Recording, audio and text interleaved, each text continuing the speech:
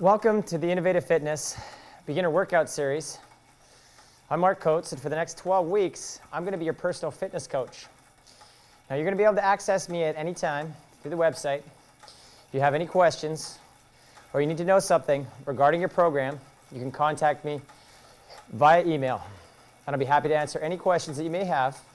But in the meantime, I'm going to take a few minutes to tell you what to expect and what lies ahead over the course of the next 12 weeks. If you're here in the beginner series, it's because you're new to strength and resistance training. So we're going to start off with some base level progressions utilizing the contents of your prehab kit: the stability ball, the foam roller, the med ball, the yoga mat, and the Thera-Band.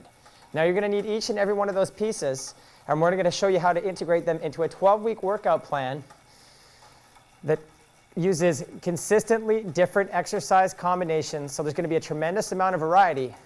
Now we're going to start slow, and in the beginning, in the workouts, we're simply going to be teaching you how to contract key muscles. And we're going to start by teaching you how to activate the deep core muscles and the muscles that help stabilize your pelvis, primarily your glutes, and the muscles that stabilize your shoulder blades. Now these muscles are key, and they're very important for establishment and maintenance of good posture. So you want to start there with your workouts. Now you can expect a circuit style of training. That's why you see me warming up on the bike to start. And when I talk about circuit training, that means we're going to be integrating these strength or resistance-based exercises we teach you utilizing the prehab kit with shorter durations of cardiovascular work. Now we'll introduce a variety of different pieces of cardio equipment, and each time we do, we're going to teach you how to use them, show you where to get them, so you can become more confident in operating a number of different pieces of equipment. And these are all going to be things that you're going to encounter in gyms, and some of you may already have in the comfort of your own home. Now, one thing that I want you to keep in mind when we're going through each and every workout is that if an exercise causes you severe pain, discomfort, or shortness of breath, makes you dizzy, simply stop that exercise and get back into the workout when we move on to a new exercise. Now, you're also going to notice on my wrist, I'm wearing a heart rate monitor, and you're going to be required to have one of these for each and every workout, and here's why. The intensity levels that we work at are all based on your individually determined maximum heart rate. Now you can go to the heart rate monitor section on this site to learn more about that and to find out what your specific heart rate zones are. Now we give these in a percentage instead of beats per minute because people's zones and max heart rates are all completely different. And you'll see what I mean when you do the research and find out what your zones are when you go to the heart rate monitor section. So I want you to wear this each and every time, and you're going to need to put the chest strap on the surface of your skin under your workout shirt with the transmitter, the little square block, and that's going to sit directly below the sternum in that notch where the rib bones come together at the base of your sternum. Then you're going to have to set that watch, start it up, and we're going to give you an intensity, a prescribed target heart rate range in percent. So for today, we're going to be working at 70 to 80%, and that just means that's kind of like the speed limit they're working at. Now we use the heart rate monitor because we don't really have any other tangible way that is effective to give us a determination of how hard we're working. Now, heart rate, when we're first being introduced to exercise, particularly the circuit style of training where we're mixing resistance-based training with cardiovascular work, heart rate does not necessarily, the heart rate zones do not necessarily reflect your individual fitness levels. So what I want you to do as we work through each series is if you get dizzy or lightheaded or start to feel nausea at a particular heart rate range, if it falls below the prescribed intensity for that day, I want you to note that heart rate, and I want you to stay at a level that keeps you below that heart rate. If you continually feel sick like that, you're not going to want to continue with your workouts, and it's going to be tough because you're going to want to feel like you need to sit down. So remember, scale it back to a level that you can comfortably maintain to get through the entire workout. Now when you come into each one of these workouts with myself, we're going to tell you what the prescribed number of repetitions are for that session, how many sets of each exercise we're doing, and what intensity we're going to be working at, and also how long the individual cardio blocks are going to be between each series of exercises. Now you can check that online by looking at the program templates for each workout so you know what that information will be coming into the session in advance if you like. And the other thing that I want to talk to you about is that when you complete each and every session, we want to keep you accountable to completion of your workouts, and we're going to do this by having you log the calories from your heart rate monitor into your file so that we know whether or not you completed the workout. And you want to make sure that you go through each workout, individual workout in series. Don't skip ahead because each workout builds upon the other, and the progressions are laid out from workout to workout and session to session. So if you don't learn the basics, you can't just jump in at a further point because we can't guarantee that you'll be properly prepared to perform those exercises later in the progression safely and securely. So you want to make sure that you follow through from day 1 right through to 36. We're going to be doing 3 sessions a week for the next 12 weeks. I don't want you to be intimidated because we're going to start slow and we're going to walk you through all the progressions and teach you how to do each and every exercise. So don't worry about that. Now the structure of the workouts is going to be as follows. We're going to always start by reminding you what equipment we need to work on, what the reps, the intensity, and the cardiovascular durations are going to be. We'll also remind you to be wearing your heart rate monitor. We'll spend about 5 minutes doing a low intensity cardiovascular work, usually about 5 minutes at the 60 to 70% range. And then we'll take you through a series of circuits interspersed with cardiovascular work for the durations that are specified in the program template. And then we'll do a cool down for 5 minutes at the end. Now throughout each workout, we're going to give you as much education as we can on what we're doing and why, and how to utilize all the tools and systems that we have available online. Now, we have one of the most comprehensive approaches to fitness, lifestyle management, and health, because we bring together all of the different facets of fitness. Now remember, fitness is not just about one thing. It's not just about resistance training, not just about the yoga, the cardio. It's about bringing all those systems together to form a comprehensive approach that unites all of the different factors that compose the fitness spectrum. So we're going to pull that together with you, and I want you to take some time to do some exploring on our site and see who you have access to from a professional basis, and all of the resources and tools that you can utilize as a member here. So we're going to finish up about 2 more minutes on our warm-up, and then we're going to get into our workout. And the only other thing that you need to know for today is just to pay attention to the coaching cues that I'm going to be giving you for each and every exercise, and try to follow along as best as you can, learning form and technique as we go, and I'll teach you why we're learning what we're learning as we do each circuit. So let's finish up the next 30 seconds, and then we're going to get started with some work on the mat with our prehab kit, and we'll get our first workout under our belt, and I'm sure you're going to feel a little bit more confident when we get the first one out of the way. So whatever you have at your home for today will do. You could have a rower, a stepper, an elliptical. Some of you may have treadmills. Whatever you have, you can utilize that for those 2-minute cardiovascular blocks we're doing. If you don't have that, you can run up and down the stairs or walk up and down the stairs in your house. Utilize whatever you have available to you. Take a brisk walk down the street and back, whatever you need to do. Just utilize those tools, anything you have readily available in your house to get your heart rate up. So right now, we're just going to go ahead and stop, and we're going to get started on today's session. Now you have a bit of background on what to expect and where we're going with this 12-week progression of beginner workouts. So we're going to move over to the mat. I want you to take your foam roller. That's this white cylinder we have here. And I just want you to lay it out on your mat, in the center of your mat, parallel to the length of the mat. So we're going to teach you how to perform a push-up from the knees, and we're simply going to place our hands on either edge of the mat right here. Now remember, we're doing 15 reps of each exercise, and we're going to do each exercise twice as we go through each circuit. So line your shoulders directly up over your hands, and then we're simply going to bend our elbows down to 90 degrees, holding our abdominals in. We're going to touch our chest to that roller, and we're going to push up. 2. Now as I do this, I'm keeping my head up. 3, and I'm breathing out on the press up. 4, and I'm inhaling as I bring my chest down to that roll. 5. 6. Now what I don't want to see is your shoulders coming up around your ears. 8, or your lower back caving in like this. I want you to drop your chest, not your chin, so don't be poking the chin down to the roller. I want you to keep your neck level as we work through the last 5 here.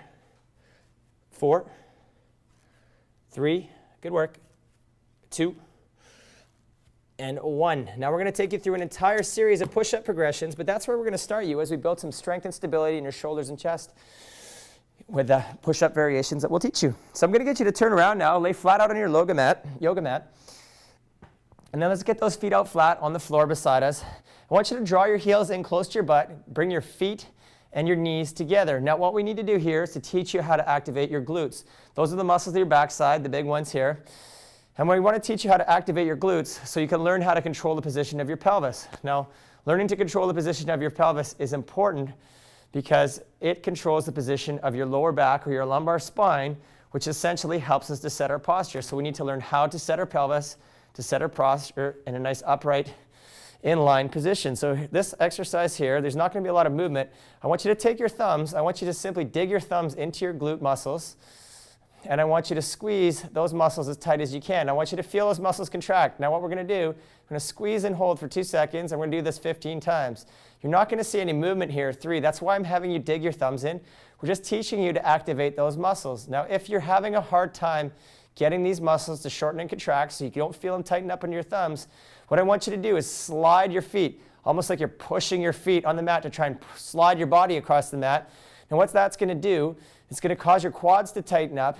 That will inhibit your hamstrings, so they will kind of let your glutes take over and do the job they're supposed to be doing when we try to contract them here. So we're going to do this 15 times. I've already done 5. There's 6. And keep those thumbs dug in there tight. 7, 8, 9, 10. Remember, it's very important that we learn how to activate this muscle before we teach you movements like squats and lunges and step-ups, because you won't be able to perform those exercises correctly because your pelvis won't be stable. 3 more. 2. Remember to hold that squeeze for a little bit more. It should get easier as you go.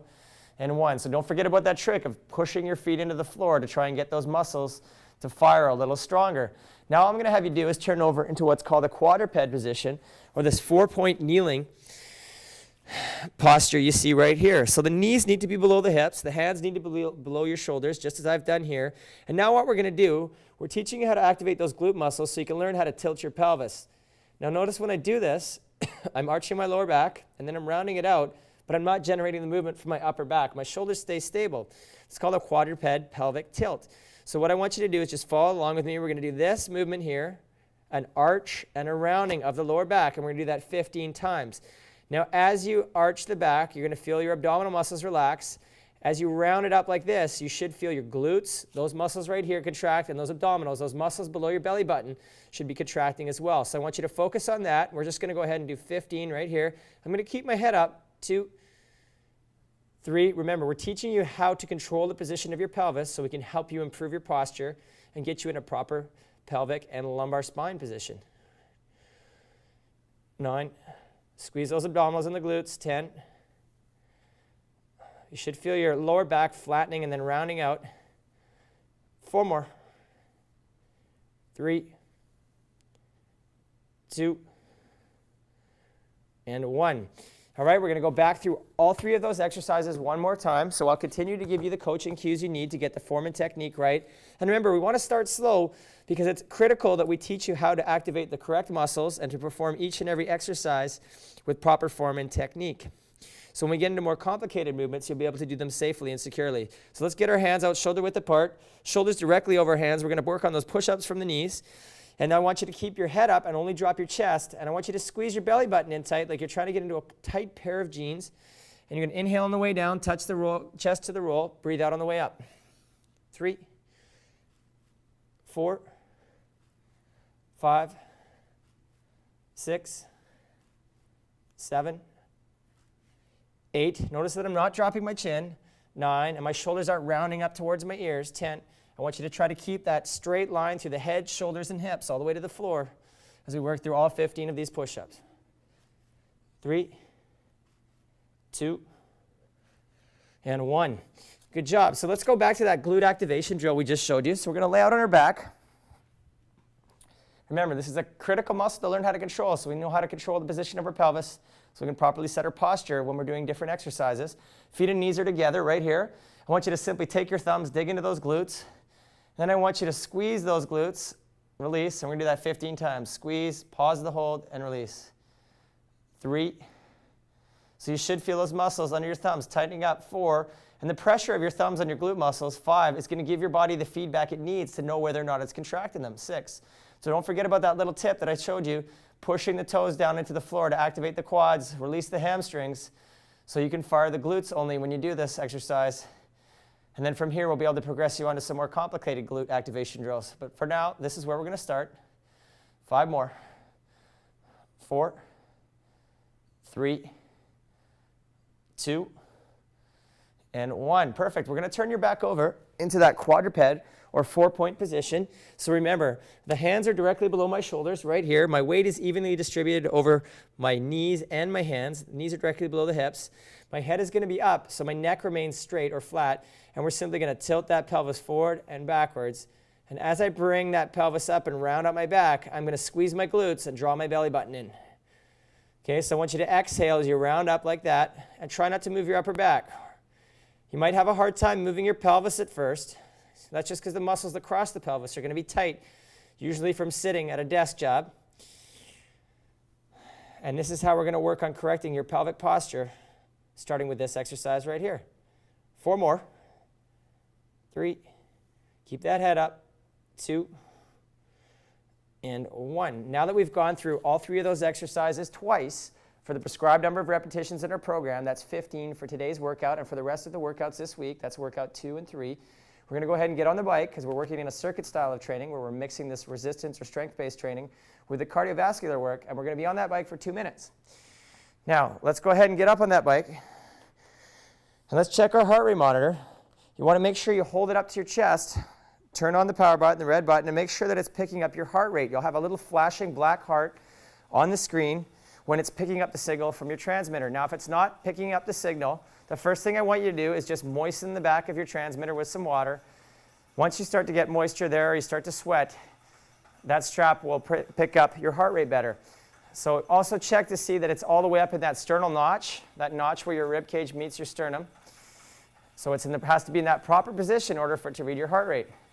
So we're just going to go ahead and do 2 minutes. I want you to set your heart rate so it reads percentage of maximum heart rate, because that's going to be specific to your individual heart rate zones relative to your maximum heart rate. And that's usually based on an age-predicted calculation. And we're going to work here at that 78-80% range for 2 minutes. So you could be on a bike, a treadmill, be walking up and down the stairs. What I want you to do is to try not to go over that 80% mark, and I want you to try not to go below the 70% mark. And I want you to use your heart rate monitor like a speedometer. I want you to stay in that 70 to 80 sort of mile per hour range. If you go outside of that, we're going to get a ticket. Now, the only case you're not going to get a ticket in this particular exercise is if you feel lightheaded or nauseous once you get to that 70% mark. I want you to back it off, note at what heart rate percentage you started to feel bad, and stay below that until we build you some fitness over the course of the next few weeks. So I'm just going to time us out for the 2 minutes that we're on here. If you are on the bike, here's what you need to know. When you're on the bike, you want to adjust the seat height so when your foot's at the bottom of the pedal stroke, you have a soft bend in the knee. Now that's going to set the seat height so that you don't bounce in the saddle. Your hips shouldn't be bouncing from side to side. If they are, it's a good chance your seat's set too high and you can't quite reach the pedals at the bottom of the pedal stroke. Having done that, you want to keep your upper body relaxed, hands over the handlebars, just like I'm doing here. There should be very little movement of your torso. You shouldn't be bouncing side to side. Okay, and you should be relaxing your grip and your arms because they're not directly performing the movement. And all you're going to do is find a breathing rhythm that works with the pedaling frequency that you're working at. And I want you to think about taking air in through both your nose and your mouth and breathing out through both your nose and your mouth. Now, learning how to breathe properly during exercise is critical because when we hold our breath, our heart rate tends to go up higher than it needs to. We get lightheaded and dizzy, and that's what tends to happen with most beginners and people that are new to exercise. When they exert themselves, they don't know how to breathe properly. So they often get that lightheaded feeling that forces them to stop during their workout and tends to be discouraging for them. We don't want that to happen for you. We want to help you get through this entire 12 weeks. And I guarantee you that if you're here for day 1, we will walk you through all the way up to session 36 in week 12. It'll be a completely different experience for you at that point. So we got another minute to go. Just want you to spin it out and just practice the body positioning that we talked about if you are on the bike. Okay, when we're done here, we're going to get back on the floor and we're going to go through a whole other series of exercises using different items in your prehab kit. And I'm going to talk a little bit more about the contents of your prehab kit as we use different items and use them in different workouts and different exercises.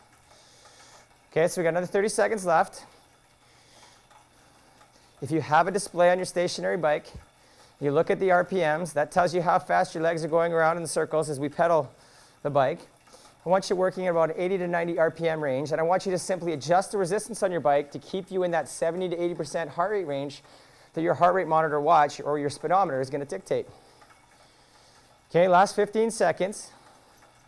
And then we'll get into our next series. Some different exercises. We're going to teach you how to squeeze the muscles between your shoulder blades. We're going to teach you how to activate some other muscles in your glutes, some important muscles called the glute medius, and then we're going to teach you how to contract your deep abdominal layer muscles, the transverse abdominis. So let's just go ahead and hit our break. Let's get off our bike or whatever we're doing for cardio right now for that 2-minute block, and let's head over to our prehab kit, and I want you to get your Thera-Band. Now that's the elastic band item with the 2 handles. And then what you're going to do is you're simply going to take that band and you're going to secure it to a stable, secure point of attachment, and I want you to make sure you have equal tension on both handles right here. Then I'm going to have you get down into what's called a half kneeling position. So we're simply kneeling down on one knee. What I want you to notice about this body position is that my hip and my knees on both legs are at 90-degree angles. Now this is important because we use this body position to work through a variety of different exercises as we work through the next 12 weeks. So I want you to know what this half kneeling position looks like so you know how to get into this posture to perform different exercises. So once you're there, I want you to start with your hands out in front of your chest. I want you to think about pulling your belly button in towards your spine. That's going to help flatten out your lower back, get our lumbar spine with a nice tall posture so our chest, shoulders are directly over our hips, as you can see here. And I simply want you to pull your elbows back. Now as you pull your elbows back, just like this, I want you to squeeze those shoulder blades towards the center of your spine. We're going to work on those rhomboid muscles. Those are the muscles between your shoulder blades and your spine. And as you pull back towards you, I want you to think about pulling the elbows down and back, not up and back. And we're just going to go ahead and perform 15 repetitions. We're at 6. You can count them out with me. 7. And I really want you to work on feeling those muscles between your shoulder blade engage or contract while you do this movement. 5 more. 4. 3. And as you pull it towards you, I don't want you to arch your lower back by sticking out the buns like that. Tuck that tailbone in. Give me 2 more reps, just like that, and 1. So remember, we're working on those muscles between the shoulder blades. That's how you want to feel it.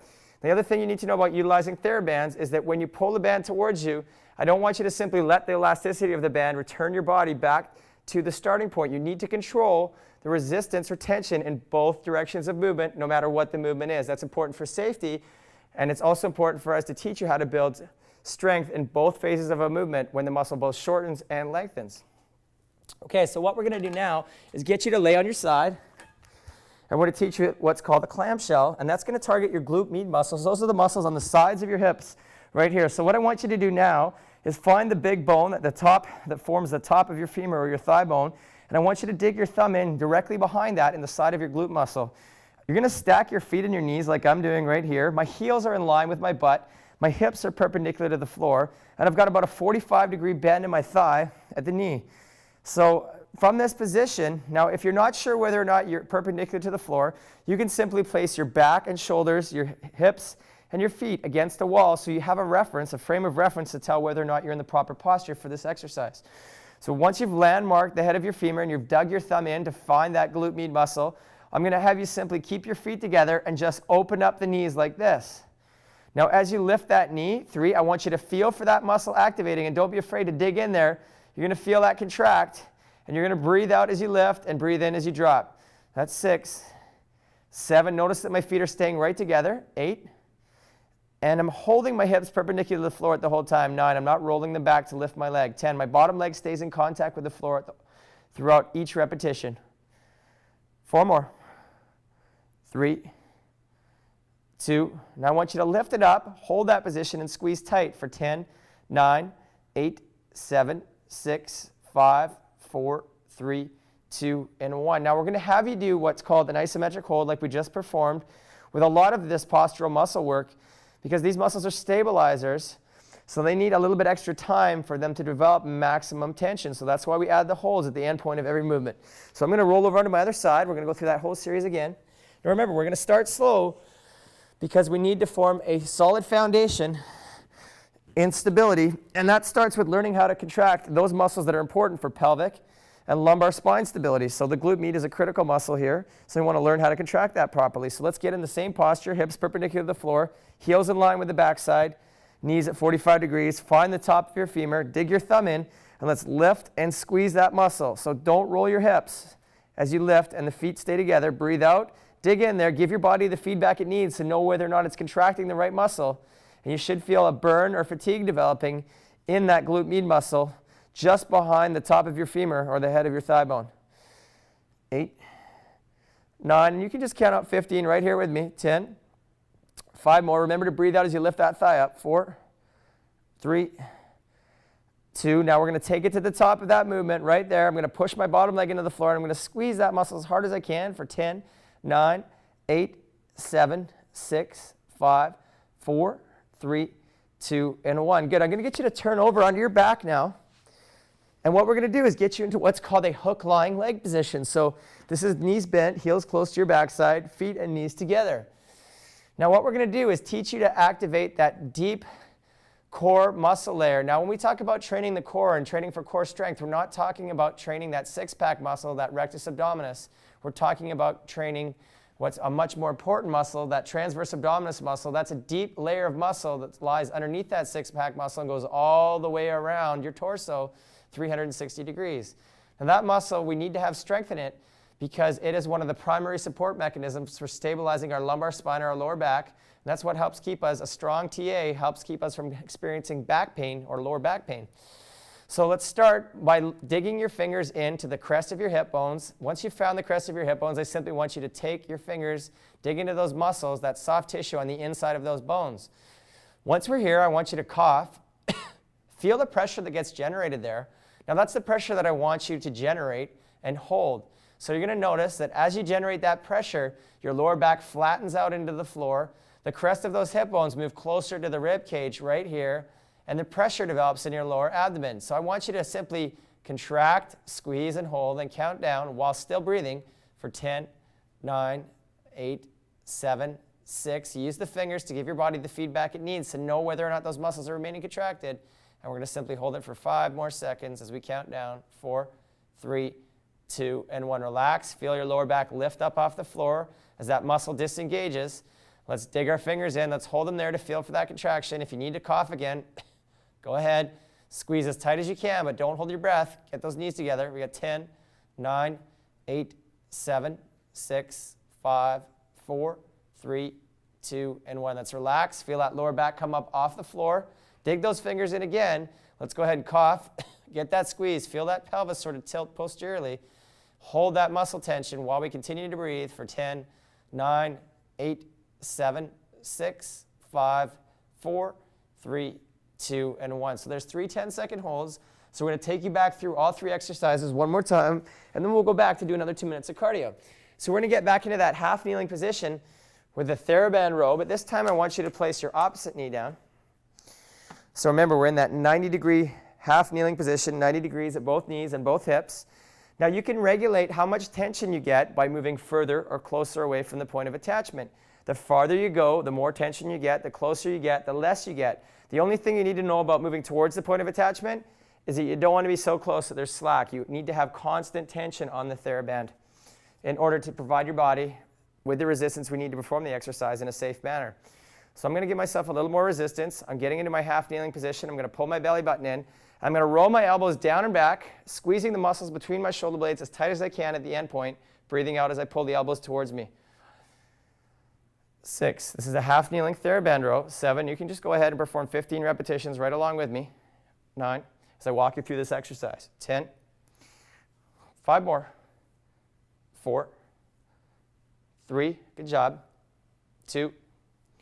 And 1. Now let's carefully release that Thera-Band, and we'll get back to one of the other exercises we worked on, the clamshell. Let's get back into that position. Again, laying on our side with our hips perpendicular to the floor. Support your head with that hand. If you need to put your back, feet, and hips against the wall, then go ahead and do that. That's a good way to know whether or not you're in the proper body position. Take that thumb and dig it in just behind the head of your femur or your upper thigh bone. Keeping the feet together, you're simply going to lift that leg up and down. 4, 5, 6, 7, 8, 9, 10. We got 15 to go in total, so we're going to do 4 more.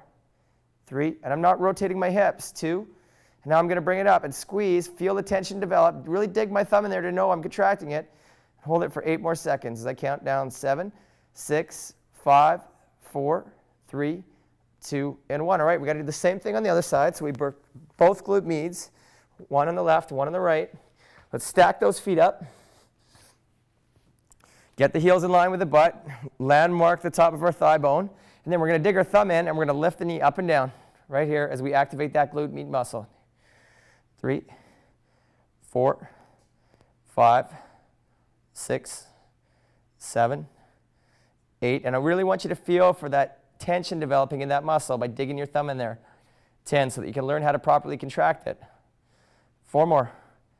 3, 2. I want you to bring it up, squeeze and hold as tight as you can for 10, 9, 8, 7, 6, 5, 4, 3, 2, and 1. Now, if you're properly activating that muscle, you should feel a localized burning as that muscle fatigues right here. So let's go ahead and lay out on our back again, and let's work on those transverse abdominal contractions. Now, this is the foundation. This is the most important muscle to learn how to control so that we can build some core strength and stability as we progress through the next 12 weeks. So I really want you to take the time to understand what this is and how it should feel. So dig your fingers in to the bottom of your belly, just inside the crest of your pelvic bones. I want you to cough. Feel what happens. Your pelvis goes into a slight posterior tilt, and those abdominal muscles get tight, and your lower back moves closer to the floor. So you're going to hold that squeeze and count down from 10, 9, 8, 7, 6, 5, 4, 3, 2, and 1. Now relax. Notice how the lower back lifts up off the floor when you disengage. Let's go ahead and cough. Feel it compress down to the floor. Hold your squeeze. Continue to breathe. 9, 8, 7, 6, 5, 4, 3, 2, and 1. Relax. Let that lower back come up off the floor. Go ahead and cough. Squeeze it down. Feel what happens to the pelvis position. Feel that tension generate below the belly button in those muscles. Dig in and hold for 10, 9, 8, 7, 6, 5, 4, 3, 2, and 1. All right, we've gone through each exercise twice in that circuit. So what we're going to do is make sure that we unhook our Thera-Band from our bike or whatever we're using to do our cardio work on so it doesn't get tangled up in the machine. And we're going to get back on to another 2-minute block. And we're going to be working at that 70 to 80% range on our heart rate monitor. So remember, if you felt lightheaded or dizzy on the first round at a particular heart rate below that 70% mark, make sure that you work below that level for this 2-minute duration. That way you continue to follow along with us. Now remember, we are starting slow because if you're here, you've identified yourself as somebody who's new to exercise and new to strength and resistance training. So we are going to take you through the most basic progressions, and it's going to get progressively harder as we work through each session and each week. Now we'll go through those proper progressions so you can learn how to perform things correctly. Now, why are we spending so much time working on the glute medius and the transverse abdominis? As I said, that TA, or that lower abdominal muscle, forms your body's natural weight belt. When that muscle doesn't contract properly, we usually experience back pain, and our lower back is unstable when we move through activities of daily living. So we're more likely to injure our back when we lift groceries out of the back of our car or we're moving boxes. So we want to learn how to contract that muscle properly before we even consider introducing resistance-based exercises in a physical training program like we have here. So we're going to form that foundation of core strength and stability over the first few weeks in the beginner's program. Now that glute med muscle is important because it helps keep our pelvis level when we transfer the weight from one leg to another. Now that's important when we start getting into running, because if that muscle is dysfunctional, we can get a whole series of soft tissue related injuries that are a result of some biomechanical problems and alignment problems that happen when we have weak glute med muscles. So I'll tell you more about that when we get to that stage, but I just want you to know that there's a purpose behind each and every exercise that we have put in this program, so you know why you're learning it and why we're starting slow. Remember, every exercise forms the foundation here for the next series of exercises we do in each and every workout. So you need to follow along with each session in the correct order. So we've got another minute to go, and then we're going to get into our third circuit, and then we're going to start working on some shoulder stability work in the next round, just so you know what's coming. So again, if we're on the bike, I want the hips to be stable. I don't want your hips bouncing up and down in the saddle. And when you're pedaling, I want you to think about pushing those pedals around in big, smooth circles, driving the heel down as you push down towards the bottom of your pedal stroke, and pulling up on the pedals if you have toe clips on your bike to get those hip flexors, so those muscles that go across the front of your hip, to help pull the pedals up and around in those nice, big, smooth circles. So I'll just keep teaching you proper form and technique, whether it's on a cardiovascular piece of equipment or on an exercise based on the floor and the contents of the prehab kit as we go through each workout. Last 30 seconds. And then what we're going to need is that Thera-Band that we utilize for that shoulder blade squeeze or row in that half kneeling position. And we're going to be working off our mat. So you're going to need to have those tools at hand. Okay, last 15 seconds. Watch that heart rate monitor. Make sure you're staying in that 70-80% range or below that level that you found yourself getting lightheaded and feeling sick at when we first worked this out.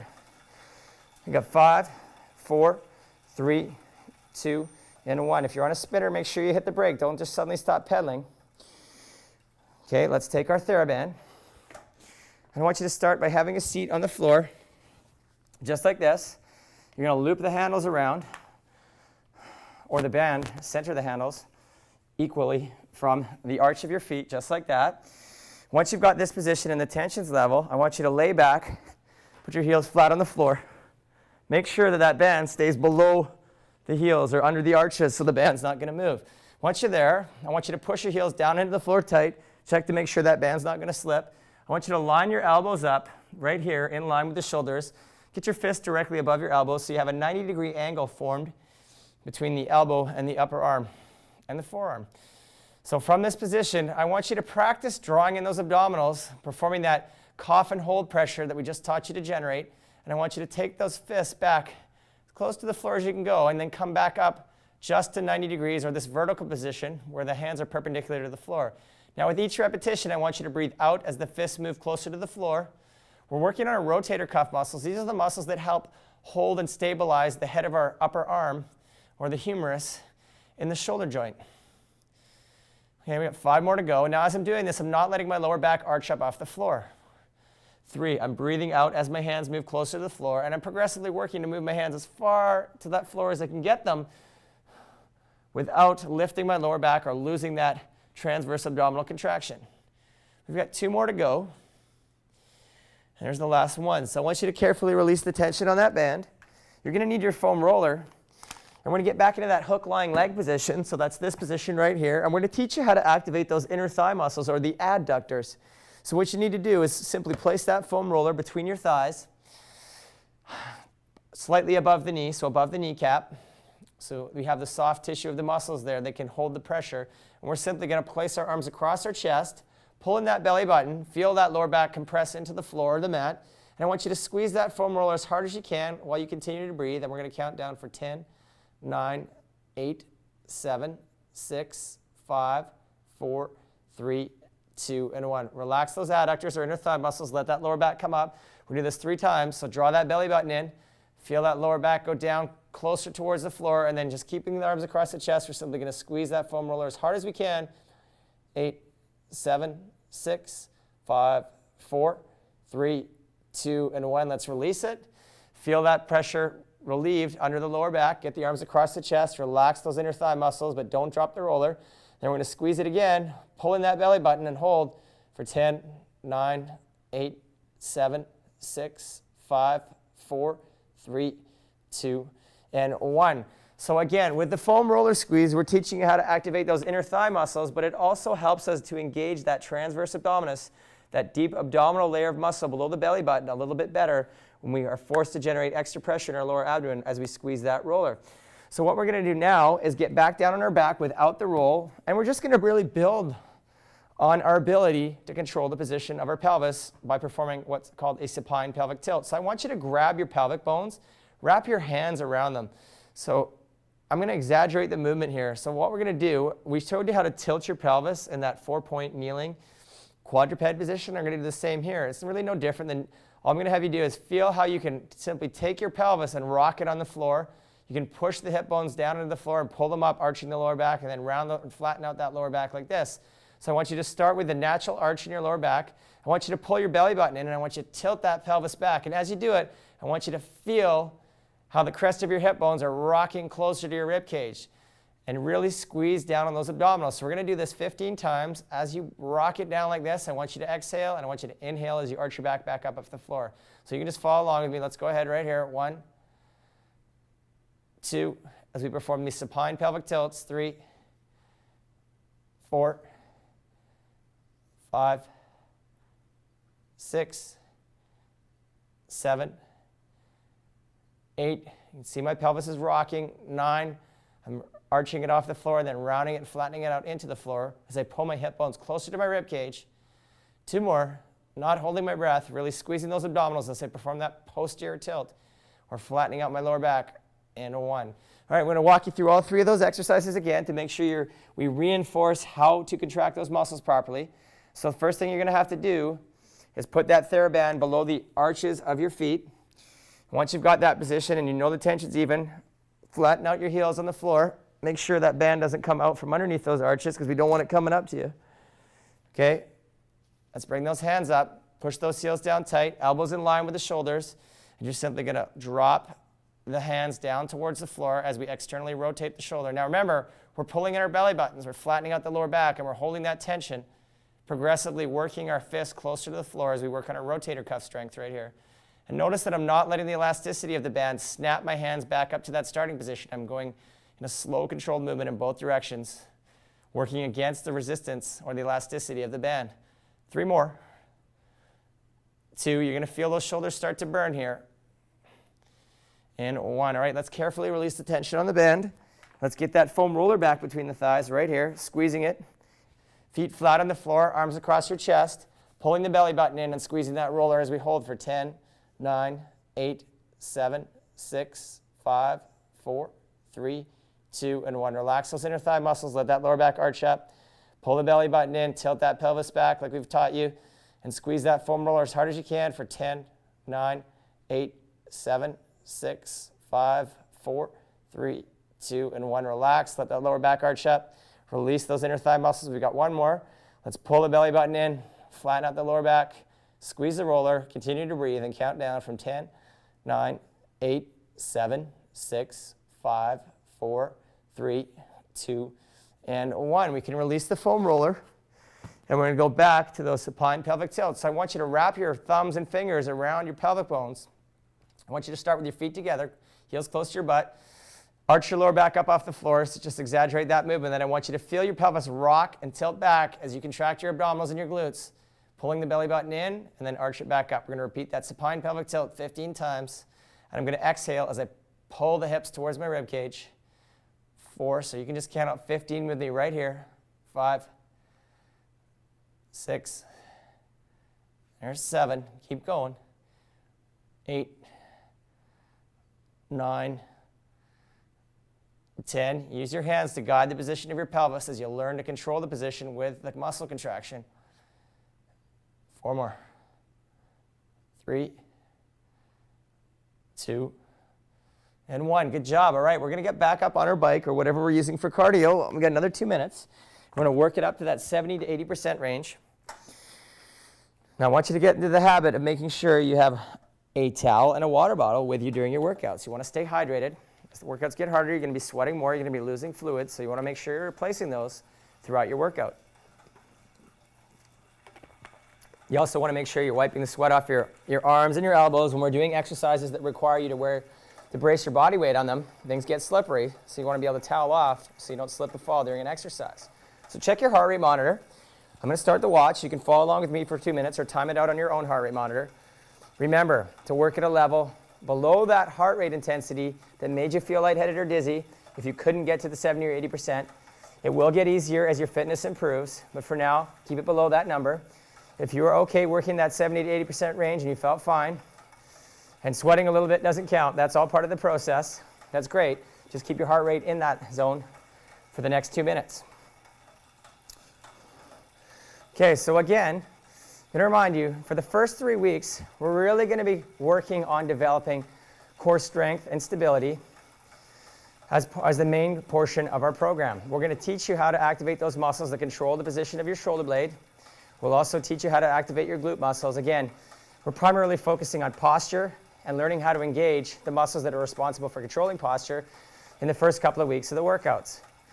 Now, your workouts are structured a little differently over the course of the week. You're going to have 3 workouts each week. The midweek workout is going to be the tougher one. We're going to be working at a slightly higher intensity. And the 2 workouts on either side of that will be at a slightly lower intensity. Now, we vary the intensity. That concept is called periodization, where we vary the intensity. And we do that to make sure that you don't plateau or overtrain. If you always train at the same level or intensity, your body will eventually stop adapting to the stress that you're imposing on it with the exercise, and you'll no longer consider to see the benefits you originally got when you first started working on the exercise. So that's a basic introduction to what periodization is. We'll get into that in a little bit more detail as you learn more over the next few weeks. But for now, you just need to know that your midweek workout will be slightly tougher, and that structure will remain consistent throughout the next 12 weeks. We also vary the repetitions each week and the durations of the cardiovascular work. Again, that variety is critical to keeping you challenged both mentally and physically, and to keep your body continuing to adapt to the exercise stress we impose upon it. Okay, we only have about another 30 seconds to go, and then we're going to get into the final series for today's workout. Remember, this is an introductory workout. We have to start by teaching you how to activate those muscles that are going to help you hold your body in the correct position needed to perform more complicated exercises as we get in through the weeks and a little bit longer time frame here. So let's just finish up our 2 minutes, 15 more seconds. Remember, practicing smooth pedaling strokes, full circles, pushing and pulling, driving that heel down, keeping your upper body relaxed. We've got 5, 4, 3, 2, and 1. I'm going to go ahead and hit that brake on my bike, and we're going to go get our stability ball, and we're going to move on to the mat. Now what we're going to do is teach you how to activate your lower trap muscles at the base of your shoulder blade. Now many of us, when we sit down at our desk jobs, we tend to become dominant in our upper trap muscles, and our shoulder blades round up high and forward.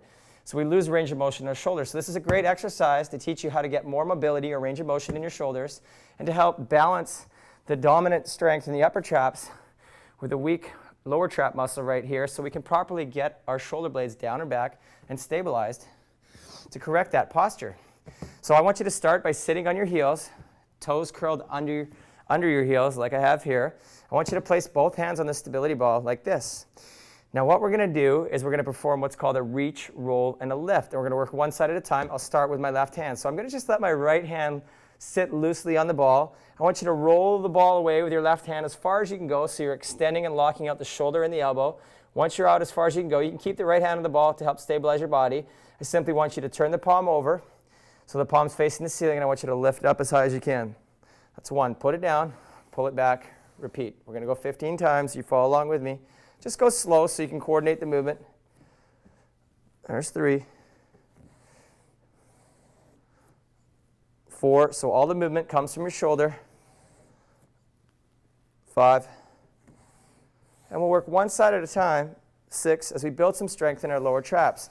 And we utilize the lower traps once we lock out the elbow and the shoulder to lift that arm up. There's 8. 9, and I'm always exhaling as I lift that palm towards the ceiling. 10, and I'm trying to keep my palm facing up to the ceiling and then back and away from my body as I lift it. 5. There's 4. 3, good job. 2. And 1, well done. Let's go ahead and work the other arm. So we're just going to let that left hand sit loosely. Remember, don't let the heels and the butt come apart from one another, so keep your weight back like that. Now we're going to roll the ball forward with our right hand, turn the palm, and lift. Reach, roll, and lift. 1, 2. So my left hand is just passively riding over the ball, just helping to support my upper body as I lift my right arm up off it. 4. Don't forget to breathe out as you lift that arm. 5. 6. 7. There's 8. Keep going. 9. And with each rep, I want you to try to lift that hand a little higher. 10. And try to get a little bit more range of motion as you breathe in to each lift. 2. And 1. With practice, what you're going to find is you can get that palm rotated all the way over, and you can raise that arm up a little higher as we get a little stronger through that lower trap and as we loosen up that shoulder and shoulder blade complex.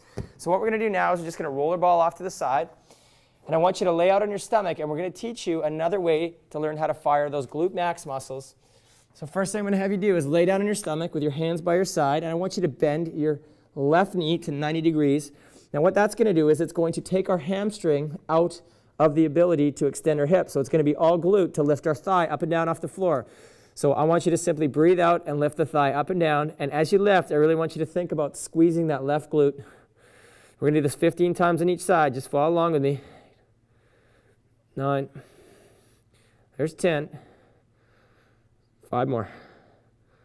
4, 3, 2. Now remember to breathe out as you lift. Now we're going to lift it and hold, and we're going to continue to breathe through both our nose and our mouth, in and out, as we hold and count down for 10, 9, 8, 7, 6, 5, 4, 3, 2, and 1. Now what I want you to notice, or to note, is that as I lift my thigh off the floor, I'm not turning my pelvis or lifting my hip bones up to get the range of motion. I'm restricting my range of motion to only what the contraction of my glute muscle can provide me with. So the amount of lift is determined by how strong my glutes are and how flexible my hip flexors are. So I'm going to do the same thing on the right side. Bend the knee up to take the hamstring out, and let's lift and squeeze that right glute, keeping the hips level. Both pelvic bones should remain on the floor. 5, 4, 3, 2, and 1. All right, we're going to turn back over to our back, and we're going to have a little bit more practice squeezing and holding those transverse abdominis contractions. Remember, this is the muscle for core strength and stability. So you need to start by finding your pelvic bones, digging your fingers in, feet and knees together, cough, hold, feel that pelvis tilt back, and squeeze for 10, 9, 8, 7, 6, 5, 4, 3, 2, and 1. Relax those muscles. Let the lower back come up off the floor. Cough, squeeze, pull that belly button in and hold for 10, 9, continuing to breathe, 8, 7, 6, 5, 4, 3, 2, and 1. Let's relax. Feel the lower back arch up off the floor. Cough and hold. Get that belly button drawn in tight and push the lower back down as we perform a posterior pelvic tilt for 10, 9, 8, 7, 6, 5, 4, 3, 2, and 1. So as you see, with a little bit more practice, it gets easier and easier to activate that muscle. The key is to dig your fingers in there to give your body the feedback it needs to know whether or not that muscle is contracting. That cough and hold drill is a great way to get a feeling right away for what it's like to activate that muscle, because when we cough, we reflexively contract that muscle. So we want to teach our body to be able to contract it at will, and that's how we're going to show you. So heels in the butt, back into that prayer position so we can go through the reach, roll, lift again. So my right hand's going to stay on top of the ball. I'm simply going to roll it out, turn, and lift. 1, pull it back, lock out the shoulder and the elbow. 2, 3, I'm breathing out with every lift, really extending the arm out as far as I can get it. 4, and then lifting the palm up as far as I can get it. 5, 6, 7, and just take your time. 8, and really work on how far you can lift that arm and how far you can extend the arm out.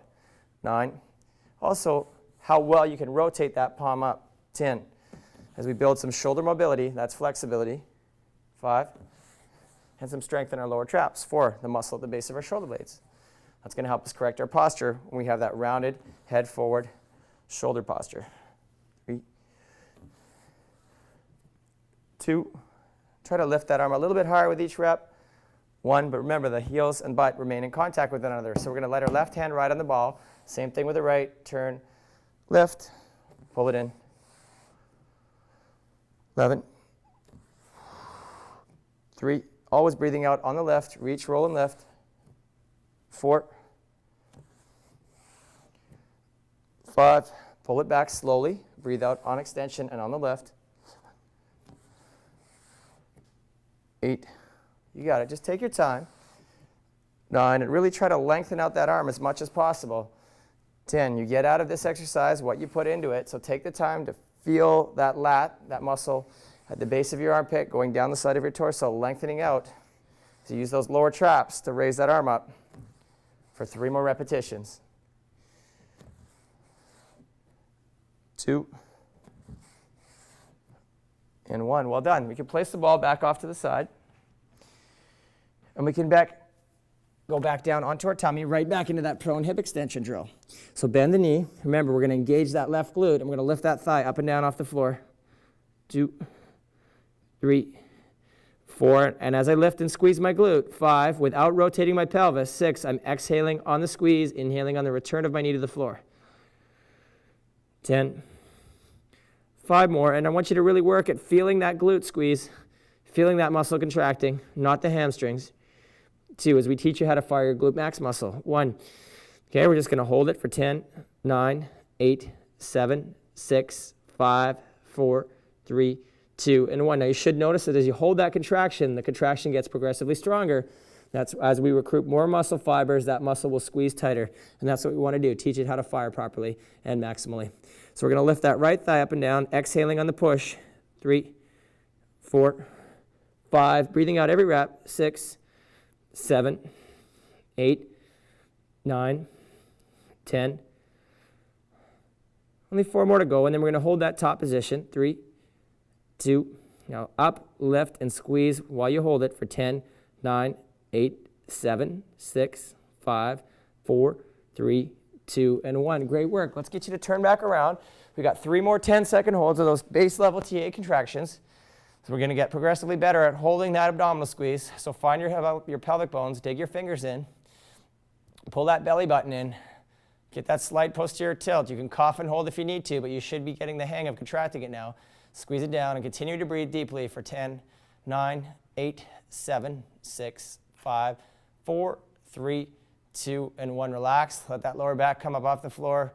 Cough and hold if you need to, but pull that belly button in. Get that slight posterior tilt. Squeeze her down for 10, 9, 8, 7, 6, 5, 4, 3, 2, and 1. All right, let's do this one more time. Let that lower back come up. Go ahead, cough and squeeze if you need to. Pull the belly button in. Slight posterior tilt, knees and feet together. And we're just going to breathe through this 10-second hold, generating as much tension as we can in those lower abdominals. 8, 7, 6, 5, 4, 3, 2, and 1. Perfect. So there you have it. There's your introduction. Workout 1, week 1 in the beginner series. So now what we're going to do is take 5 minutes to cool down, and we're going to do this at each and every session.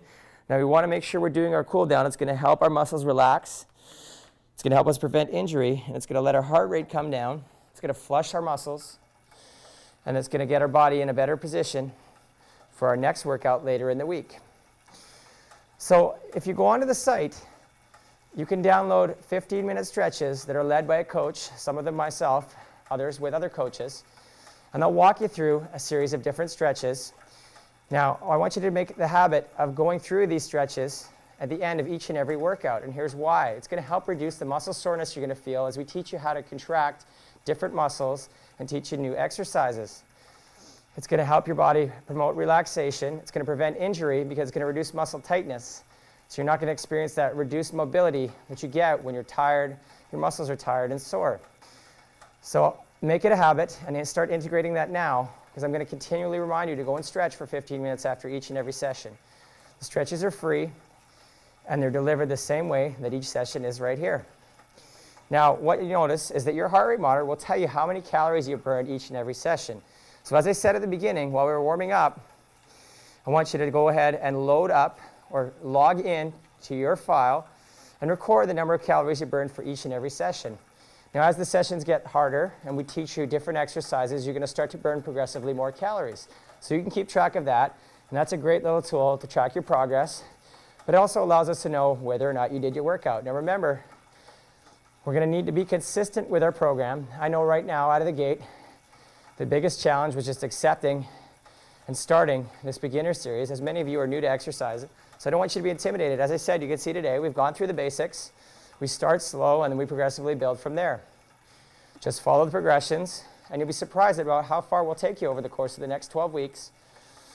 So while we're doing this 5-minute cool down, I want you to know that we're only going to be working at about a 60 to 70% heart rate zone. You want to bring that body temperature down and the heart rate down. So you can adjust the resistance on your bike, slow it down on the treadmill or whatever you're using, and just watch your heart rate monitor closely. We just want to loosen the muscles up. And we're going to go from here to a stretch, because I know you're going to start making that a habit right off the bat as we wrap up week 1, session 1. So remember, you can access me at any time on the site. Feel free to email me. I will answer you as promptly as possible. Remember, don't be intimidated. We're going to start you slow. We'll get you there. We have all the tools you need. The prehab kit is convenient. You can take it anywhere with you. You can utilize it in your home. And every gym has all and any of these components within it. So we're going to teach you how to get comfortable utilizing this equipment. And then if you don't want to travel with it, or if you find yourself in a position where you don't have the kit handy, but you do have access to a gym, you can continue to do your workouts anywhere using this online service, in addition with the tools that we've showed you how to use. So we're just going to wind it down for 2 more minutes. And we'll remind you to come back for week 1, session 2, later this week. Until then, this has been Mark Coates, your personal fitness coach from Innovative Fitness. Stay with us, and we'll take you farther than you thought you could go.